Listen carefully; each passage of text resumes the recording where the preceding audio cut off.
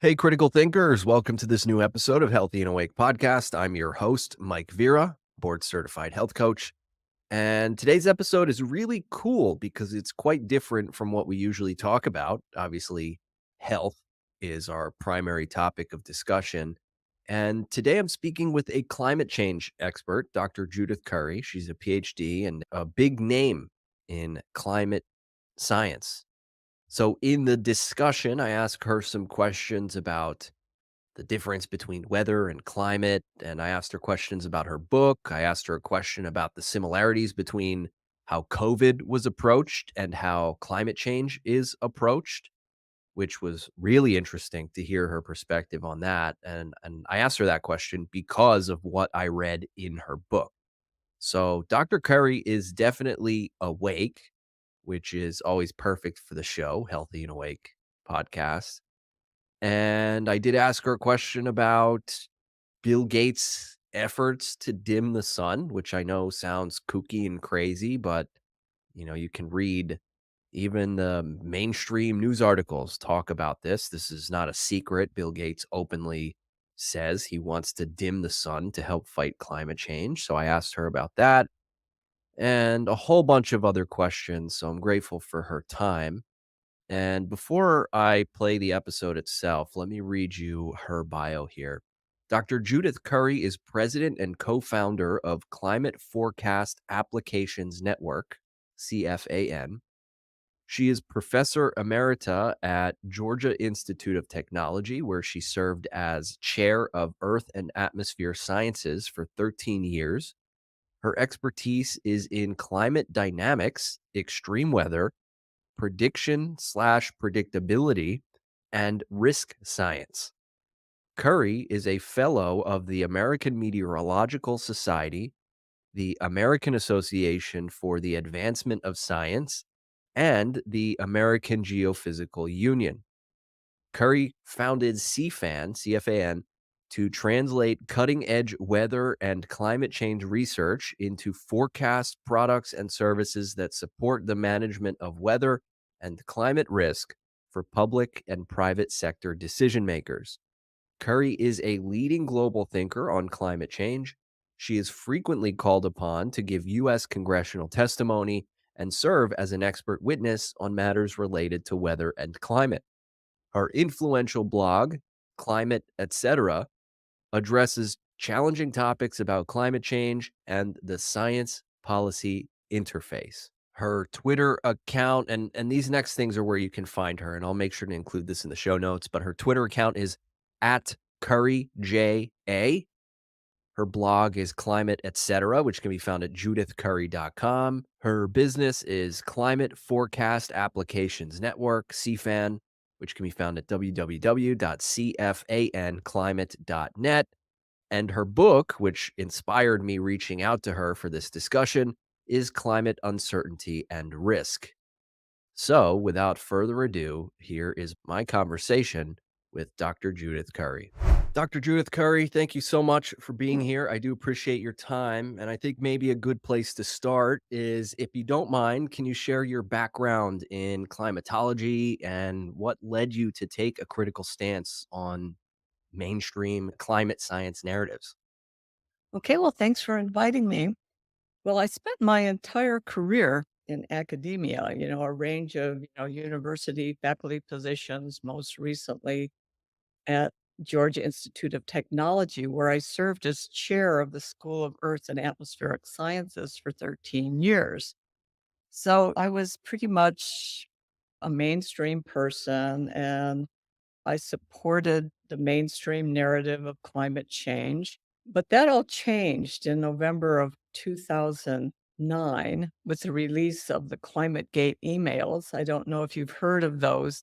Was a hacker got into the University of East Anglia emails, a number of IPCC lead authors, and this revealed, some behavior that just I found abhorrent, working to evade Freedom of Information Act requests, trying to game the peer review process and get various editors fired, and various manipulations that they were trying to pull off.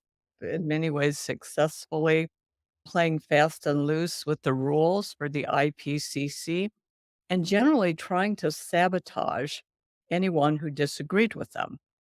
And so I thought this was just terrible. I thought this was an enormous black eye for the entire climate field. And up until that time, I had thought that the responsible thing was to support the IPCC consensus. And the IPCC, this is the UN Intergovernmental Panel on Climate Change, which you may have heard of. And I thought the responsible thing to do was to support their consensus. But once I saw the sausage making that went into creating that consensus, and I said, oh my gosh, I've been duped into supporting this consensus and substituting it for my own judgment in my public statements about climate change. And I said, no more. Uh, but at the time of ClimateGate, there were three things that concerned me. One was just the appearance of the integrity of climate science. I mean, this was such an enormous black eye to the field. I thought it jeopardized all the work of the IPCC. And in particular, I was worried about the students. What were they to make of this in terms of all this behavior? So I spoke out. I wrote a series of 3 essays, on those general topics. And they went viral, and one of them was picked up by the New York Times. And, this got a lot of attention. It resonated, with a broad community of people. However, the important people in the climate establishment were horrified that I had spoken out. And I got emails, well, you should be more considerate of the feelings of the people whose emails got hacked. And I said, well, excuse me. Wow. This kind of behavior. And, you're working to destroy a consensus that it took 20 years to build. I said, well, if it's that fragile a consensus that little old me can, destroy it with a few essays, you guys are in trouble. And so, I became a thorn in their side. And I took a lot of blowback from the climate establishment. However, people in the broader community, a range of different academic fields, people in professional life, politicians and whatever, say, thank you for speaking out. Somebody had to say this. And, what I was saying really resonated with people. And in 2010, I started my own blog, Climate Etc. You can find it at judithcurry.com. It's still going. And the point of the blog was to dig into all these uncomfortable issues, and have people from across the spectrum come here and discuss, even shout at each other a little bit, but, lay it all out. The establishment was just trying to sweep anything inconvenient under the rug.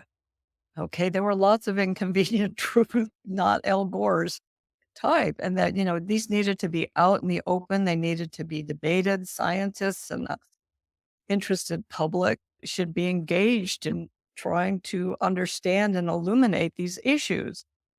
And like I said, it resonated with a broad community of people, but not the climate establishment. And at some point, they decided, like I was clearly a very inconvenient person for them. They didn't really know how to deal with me. And finally, they figured out how to deal with me. Just call her a denier, Right. you know, throw her in the corner with all the scientific cranks and the oil company people, and then we can just dismiss her. Oh, Judith Curry, she's a denier. You don't need to pay attention to her. Okay. And that took off. You would Google my name like around 2012. The smearing of me as a denier was complete. If you would Google my name, on the first page of the Google search, Judith Curry, climate denier, Judith Curry, climate heretic, Judith Curry, climate science disinformer. That's all you would see. And that Okay. that sounds like part of the manufacturing of the consensus that they admitted to with the climate gate emails that you described. Exactly. So they have to polarize, in order to enforce a consensus, they need to sabotage anybody who challenges the consensus. basically their strategy. So, denial entrepreneurship. People get called denier these days if they prefer nuclear power over wind and solar. You get called a denier. I mean, it's just beyond stupidity. Has nothing to do with science. It has nothing to do with anything other than a bunch of self-appointed bullies trying to marginalize anyone who disagrees with them about the tiniest little thing. So it's a very bad state of affairs. But even in the mainstream media, when my name is mentioned, it'll be well-known climate denier Judith Curry, like in The Guardian or something, Yeah. It's just like completely taken over. Yeah, well, it does take a tough person to stand up to the bullies that you described. So I thank you for being that tough person. And, before we go any further, I first heard of Climate Gate from your book, which I'm going to pull up here now. So hopefully this is showing on screen. You can see here that I purchased this at the end of February. Climate Uncertainty and Risk, Rethinking Our Response, Anthem Environment and Sustainability Initiative. So I highly recommend to anyone interested in this topic, especially those who feel inclined to say, oh, you're a climate denier, you're a climate skeptic. I think those people especially should read your book because it does present something outside of this so-called mainstream narrative. And a lot of these people who do push back, a lot of these people who say, "Oh, you're a skeptic," they claim often to be of a scientific mindset. But the way I see it, a scientific mindset is being open-minded to alternative opinions and being able to question these sorts of things. So, there is definitely a hint, probably more than a hint of a political nature that goes on in this scientific discussion. So, I know you've already talked about some of your attacks, but how have you navigated through the politics of all this? I had to make, when I started speaking out and I started getting a lot of pushback and, by 2010, I had to ask myself the question, am I prepared to, I could lose my job or my job could become completely untenable over this. And I said, am I willing to go that route? Well, at the time, how old was I? I was maybe late 50s. And I said, okay, well, my mortgage is paid off. My kid is through college. If things go south and my, income is jeopardized in some way, I'll be okay. But, if I had been, like 35 years old or something, there's no way I would have done this. The fact that I was senior and relatively financially secure, I could afford to do it. And so, I mean, I saw the worst case scenario. And looking back at the time, I did do a worst case scenario, but I would never have believed how badly it actually played out for me, in terms of things becoming really awful. Mm. So in 2017, I resigned my tenured position at Georgia Tech. I'm now in the private sector. I have my own company, Climate Forecast Application Center. So I've landed in a really nice place with a fascinating company and a job I love. I'm making a lot less money than I was when I was at Georgia Tech, but I'm in a really good place, and I can speak out and say what I think, and continue to talk about all these uncomfortable topics that the establishment wants to sweep under the rug and ignore. Well, I was at a wedding this past weekend, and one of the venues we wanted to go to was closed down due to weather. So it was predicted the day before that we'd have terrible rainstorms and awful weather. And funny enough, the weather was beautiful. It was actually perfectly fine. And, I'll admit, I don't know. I'm not a climate scientist. I don't really know anything about the intricacies other than what I've already read in your book. But it's these sorts of things that they predict the weather is going to be terrible. The next day, it's perfectly fine. I think it's these sorts of things that make a lot of people skeptical. That's just one aspect of it. So my question is, do you think it's reasonable to have these sorts of skepticisms based on the fact that they can't seem to even predict short-term weather? And we go, well, they can't predict the weather of tomorrow. How can we believe what they say will happen in 10 years? Is that Well, reasonable, there's unreasonable? Well, they're slightly different problems. I mean, they Okay. have some general modeling framework in common, but they are slightly different problems. But the commonality, though, is that the climate models do not predict extreme weather events. So if we're talking about extreme weather events, the fact that even the weather models don't do a very good job. I mean, and the climate models just don't get it at all. So trying to all this stuff about climate change is making extreme weather events worse. There's simply the climate models are completely inadequate for telling you anything about extreme weather events. Hmm. And even further, the people who talk about weather or climate on a long-term basis, my perception is it seems like they're often telling us what we should do, and it's the same people who are flying around on jets, they're eating steak while telling us to cut down on steak, they're telling us to eat bugs, get electric cars, all sorts of these things, and it just seems a little bit hypocritical, and so that's Oh, yeah. just There's enormous hypocrisy among the climate activists, which includes a range of people from climate scientists to people in advocacy groups and politicians, and even some in the private sector who are making money off the deal. So, I mean, all of these people, have huge carbon footprints. Okay. And okay, I just moved houses, but my previous house, I had 28 solar panels. I had two Tesla power walls, two electric heat pump furnaces, all electric appliances, and an electric vehicle. And since 2019, I've only taken a few airplane trips. So my personal carbon footprint is minuscule compared to all the grand poobahs of the climate movement, who are jet setting, even in their private jets. You have these big UN conferences and, they all arrive in private jets. It's beyond, and Leonardo DiCaprio, which is with his enormous yacht. I mean, it's bigger than my neighborhood. All of this is just enormous hypocrisy. People are just playing this. I don't know what their agenda is. It's about control. It's about careerism. It's about, who knows what drives these people. And it's probably a mix of motives. But if you look at where we're at right now, this is the best time ever to be alive on planet Earth. I mean, we're doing great. The population has grown enormously over the last 50 years, and fewer people are living in poverty. Life expectancy has increased substantially. Agricultural productivity is way up. The number of deaths per capita from extreme weather events is down by 2 orders of magnitude. Where's the crisis? And people try to say, oh, blame every extreme weather event on global warming. Well, I mean, you can't, there's no basis for that. And in the US, if you look back, the weather was much worse in the 1930s than it's been in the 21st century, much worse.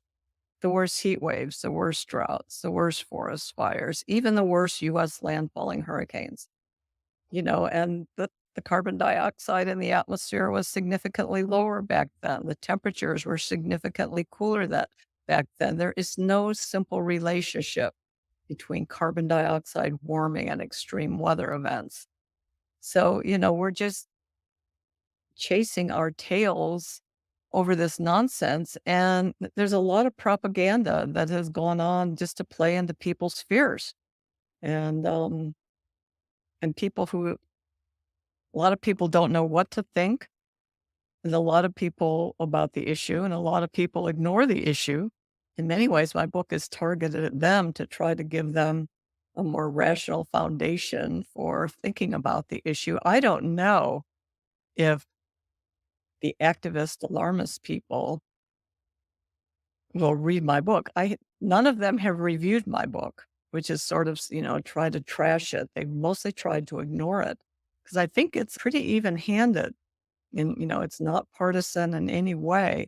But I haven't had any negative reviews. And even on Twitter, the alarm people haven't really been talking about my book. All the reviews have come from economists and engineers and people like that. So I guess they don't know what to make of it, but they still keep calling me a denier. but there's nothing. I tried to make my book as even-handed, presenting both sides of the arguments so people can make up their own mind and talk about uncertainty and risk. And, I think, it's a unique perspective, certainly, but I think it's sort of hard to tear down, which is why people haven't been tearing it down, even though they'll come attack me on Twitter for the tiniest little thing I say. Hold that thought, folks. I'm here with a must share moment on today's Healthy and Awake podcast. You guys know that I'm all about health conscious, critical thinking lifestyle. And part of that means protecting my eyes from the relentless barrage of blue light from screens and artificial lighting. That's where my trusted bond charge blue light blocking glasses come into play. Beyond their really cool design, they are my daily armor against eye fatigue and sleep disruption. Ever since I started wearing them, which was years ago, actually, I've noticed a significant improvement in my sleep quality and even a reduction in headaches because I'm looking at screens and I'm under artificial light pretty much all the time. And they are really a hit everywhere I go. I've been out to family events, to social events, to parties, concerts, things like that. And every single time I get at least one compliment. It's pretty cool. And you are starting to see a lot more people wearing these blue light blocking glasses now. People are really catching on to this. So I am thrilled to share an exclusive offer with my Healthy and Awake listeners. You can grab your pair of Bond Charge blue light blocking glasses at a sweet 15% discount. Simply click on the affiliate link in the show notes and use code Healthy and Awake at the checkout. That is healthy and awake at the checkout for 15% off.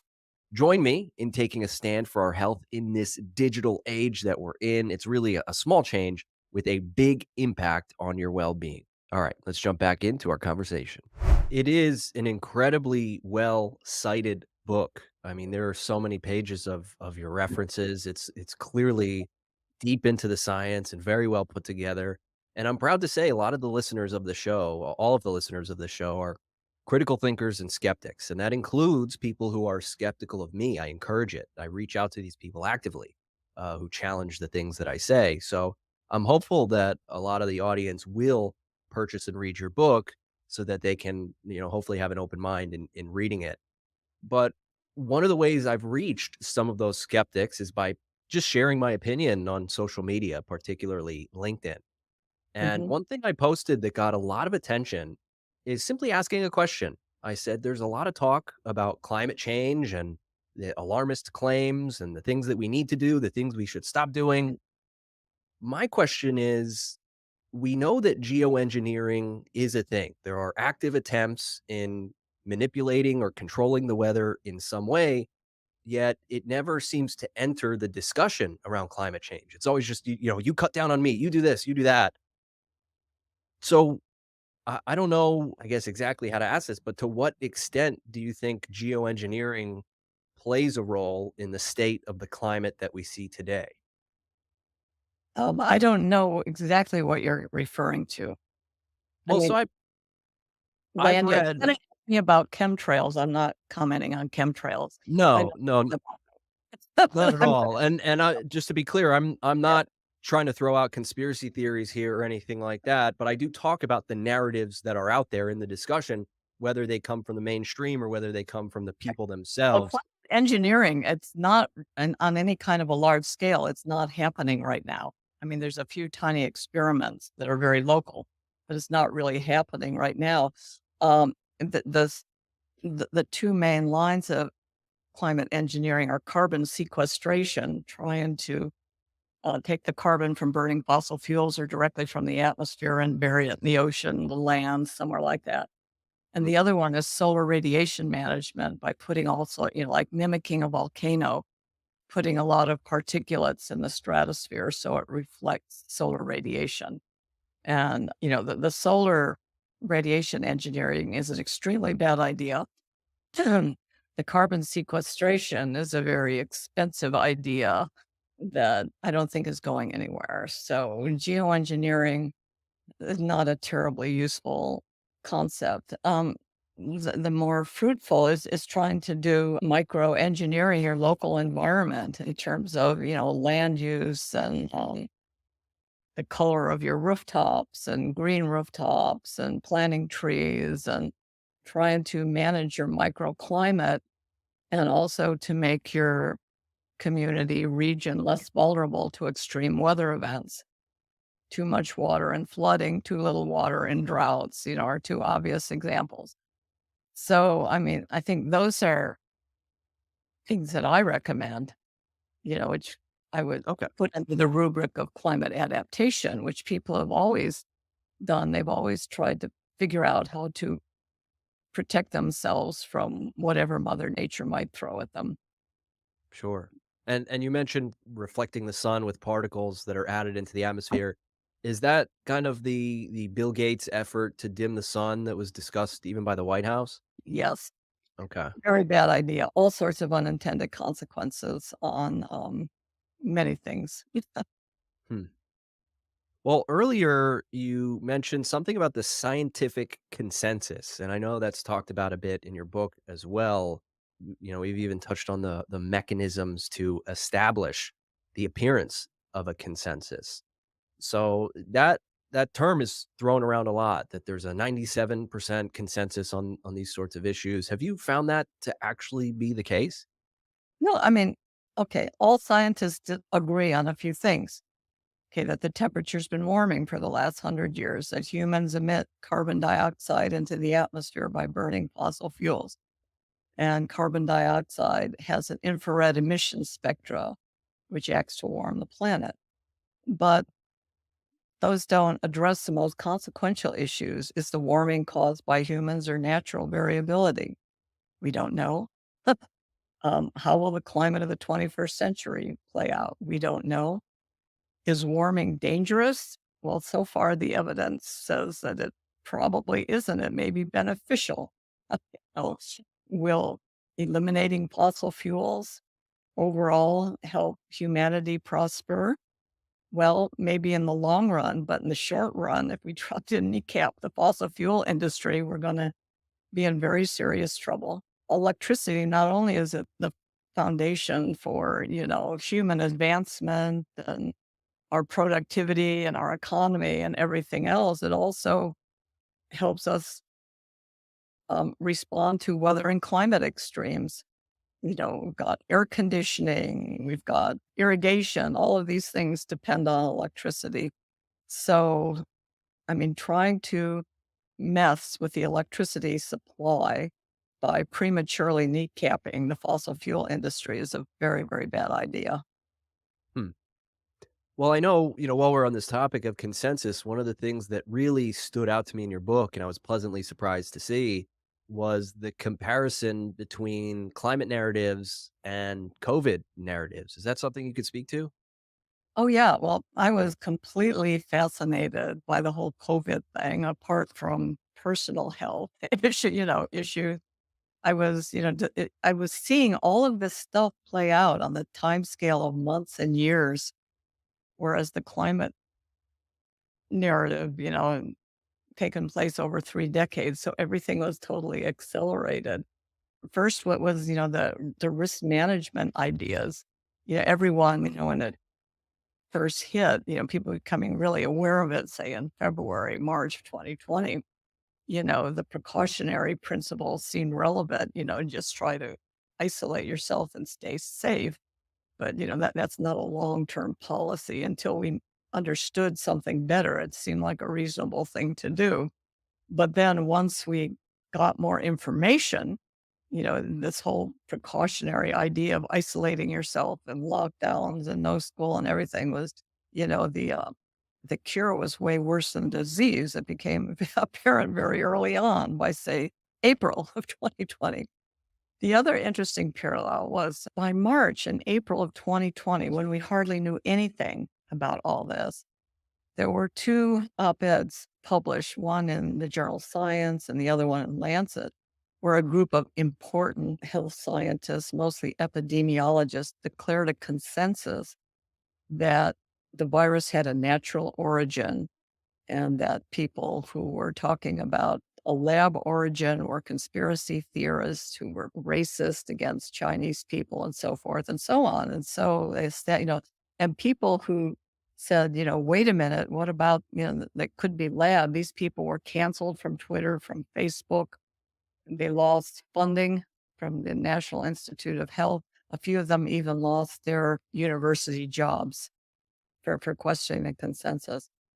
And it wasn't until about a year later that an investigative reporter, connected the dots, that the lead author on one of these op-eds had actually funded the research in the Wuhan lab. So he had a vested interest in that whole line of inquiry disappearing.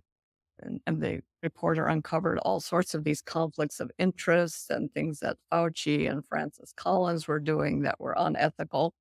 And he revealed all this stuff. And then everybody in the health field, epidemiology field say, of course, there's no consensus about the origin. We simply don't know.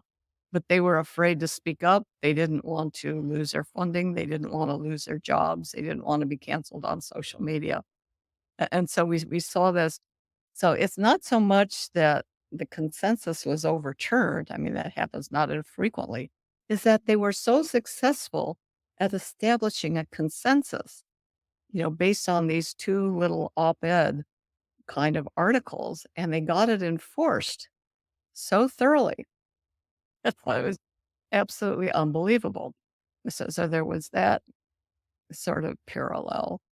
And yeah, there's a lot of risk management parallels also that I brought out in the book. So I think both and the commonality that they both have is that they're what I would call wicked problems, great deal of uncertainty, extremely complex situations, and a lot of ambiguity in terms of values in play here. I mean, the downsides of the lockdown, kids missing school, we're still dealing with the outcome of that. Elderly people dying without, their loved ones around, people not getting their cancer diagnosed. One of my friends had stage 4 colon cancer as a result of not being able to get in to see a doctor in 2020 and 2021.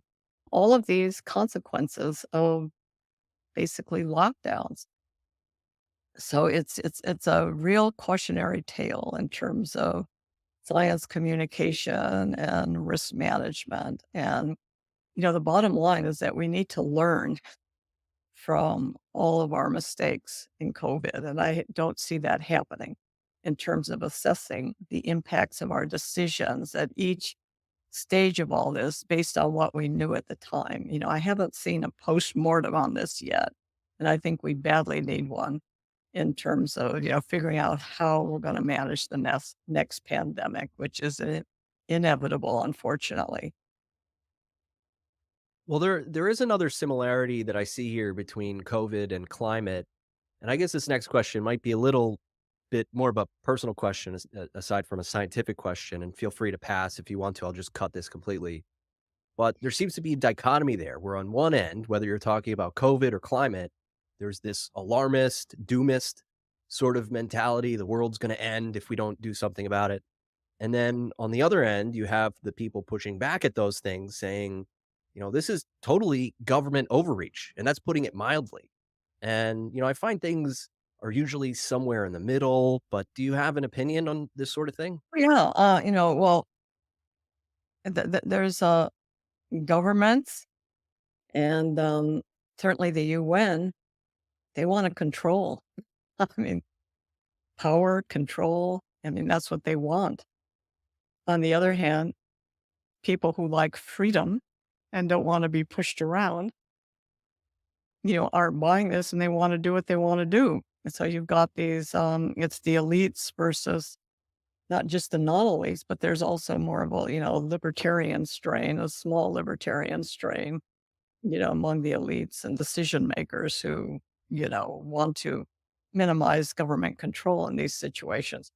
But no, it's about power, control, money, all the basic human motives. And you have to go back to the 1980s or even the 1950s to understand the thinking. Even the Rockefellers were involved in this, but the UN Environmental Program, and they saw health and environmental issues, as the issues that would support non-governmental world control, globalization kind of UN type agenda. So they were looking at environmental and health issues back as early as the 1950s, and it really took off steam in the environmental part of this in the 1980s, which gave rise to the UN Framework Convention, the treaties, and the IPCC, and so on. Well, it's all about power control. Wow. I had no idea that the Rockefellers had a hand in this too, because I've Well, previously talked that's about. something that I learned about even after I wrote the book, but in the 1950s, somebody did a PhD thesis on this, and they sent me the PhD thesis, and I was blown away. Wow. Rockefeller involved. Of course, they've tried to bury that subsequently. Yeah, I didn't realize this goes as far back as the 50s, 'cause I remember I don't know if this would exactly be propaganda, but I figure when there is some sort of political messaging targeting kids, my mind goes to a show that I used to watch on, maybe it was Cartoon Network, Captain Planet, and the whole thing was to, I guess, influence kids to sort of think about this, for better or for worse, right? Mhm. But as you look ahead to the future, knowing what you know, what are your greatest hopes or even your deepest concerns regarding climate change policy and the public's health around these sorts of things? Okay. Regarding climate, the first thing we have to do is, I mean, there's three separate issues. We have climate change, extreme weather, and energy policy. I mean, these are three separate issues. And right now, extreme weather and energy policy has all been subsumed in the climate issue. And this is an enormous mistake for society. I mean, even if we were somehow successful at eliminating CO2 emissions, we wouldn't notice anything in the extreme weather probably ever. And we wouldn't even notice much of a change in climate until the 22nd century because of the large amplitude natural variability. So the worst thing we can do, I mean, the first thing we could do is reduce our vulnerability to extreme weather. We've always faced extreme weather. We're facing it now. We're going to face it in the future. Figure out how to manage our water resources, better warnings, so forth and so on. Hardening of infrastructure, better operational emergency management procedures, things like that. I mean, a lot of lives and property can be saved by those things. If you look at energy, we have a huge growing need for electricity. A lot of this is being driven by blockchain and artificial intelligence. I mean, that's just exploding right now. And, these have substantial potential, you know, to help humans develop. But we're gonna need a lot more electricity, not less, and wind and solar are not gonna cut it without going into all the issues with wind and solar. It's simply not gonna cut it for a variety of reasons. We're gonna need gas, oil, and coal for decades, and nuclear power is a great solution. In the US, we need to fix the regulatory environment so these things aren't so expensive and don't take more than a decade to build. But other countries are managing to build nuclear power plants a lot more efficiently than we are. So, manage extreme weather events, make sure we have plenty of electricity, and we're going to be in really good shape as we head into the remainder of the 21st century. I mean, should we endlessly keep dumping CO2 in the atmosphere? Probably not, but this is a problem that will take care of itself by the end of the 21st century. I don't see us burning fossil fuels.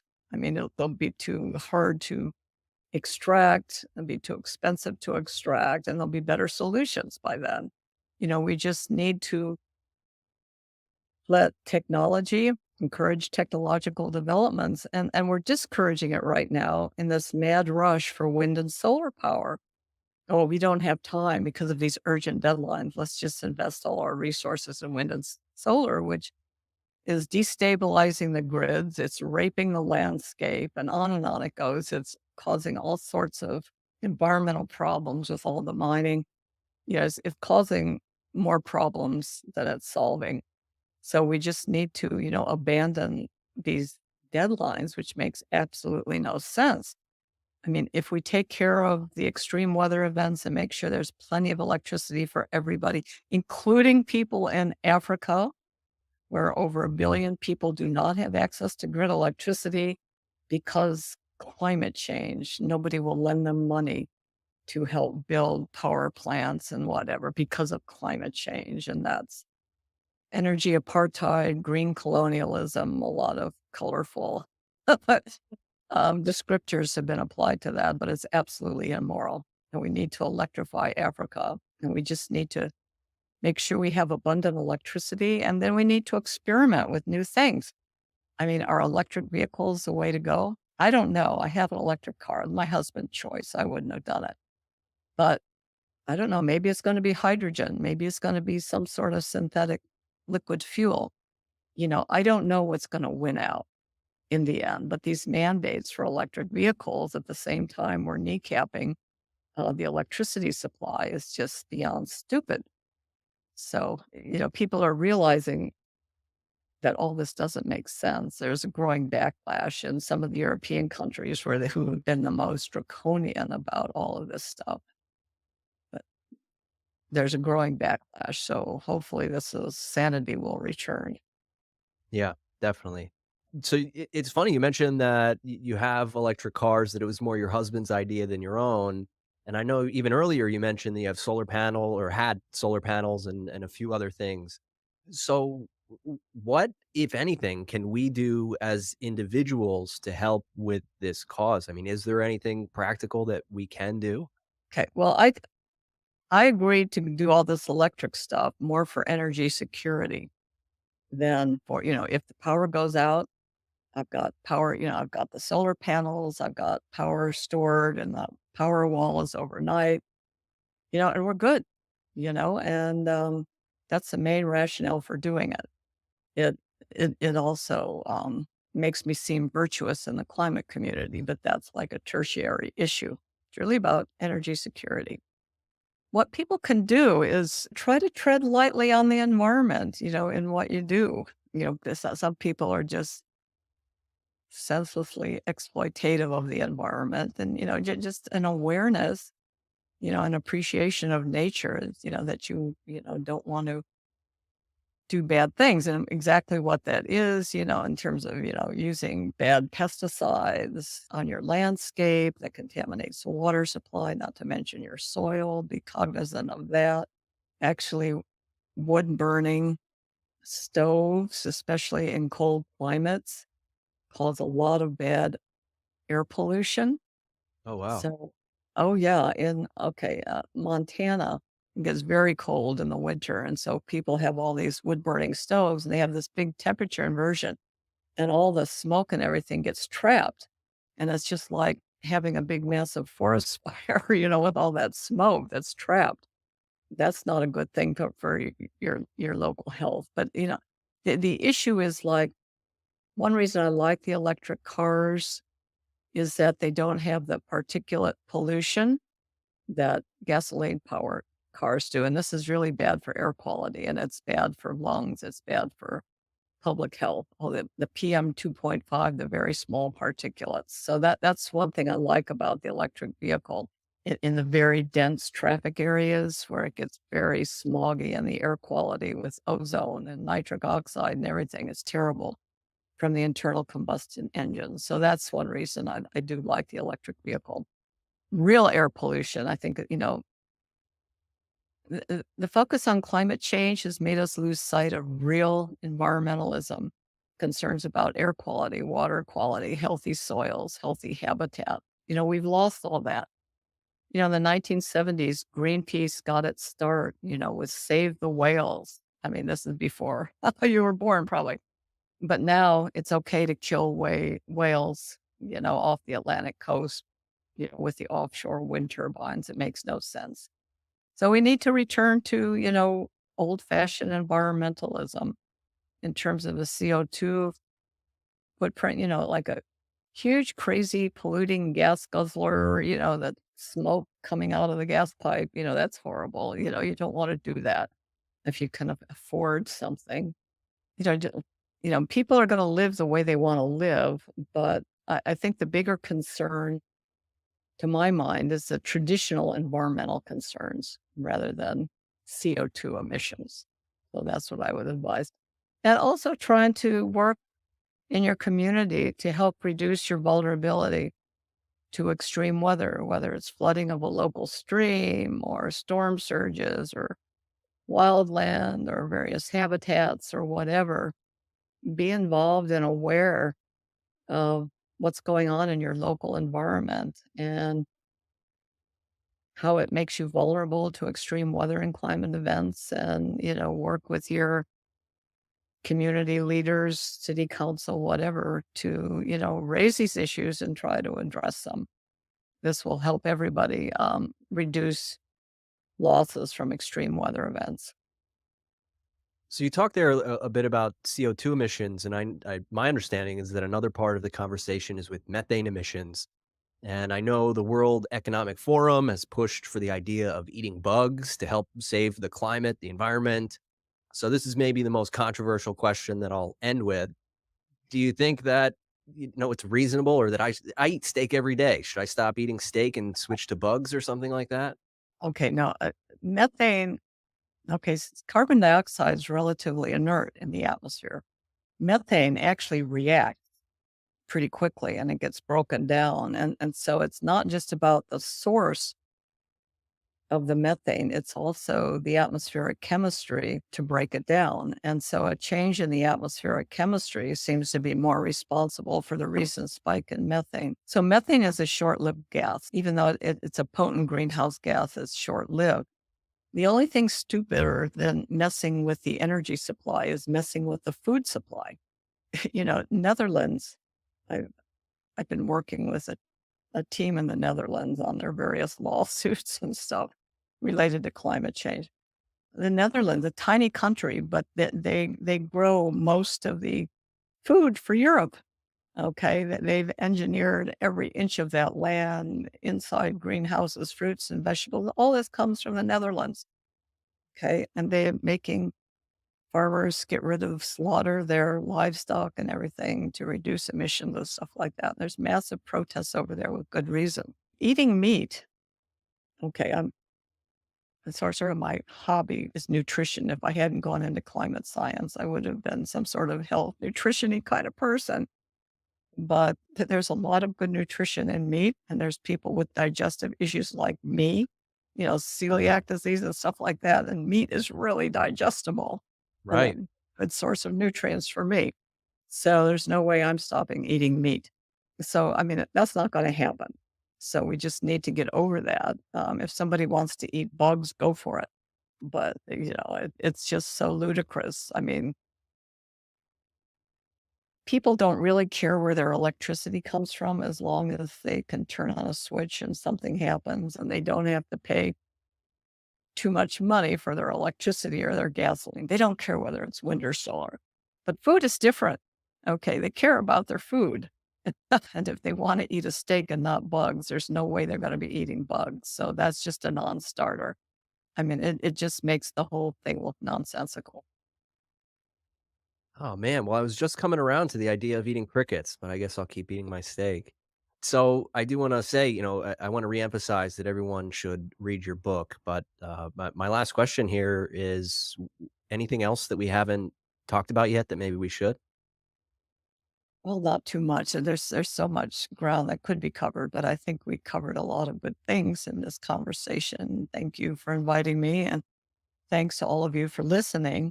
If you want to continue the dialogue, I mean, I'm on Twitter at CurryJA. My blog is climate, etc. at judithcurry.com. My company is Climate Forecast Applications Network. And again, my book is Climate Uncertainty and Risk.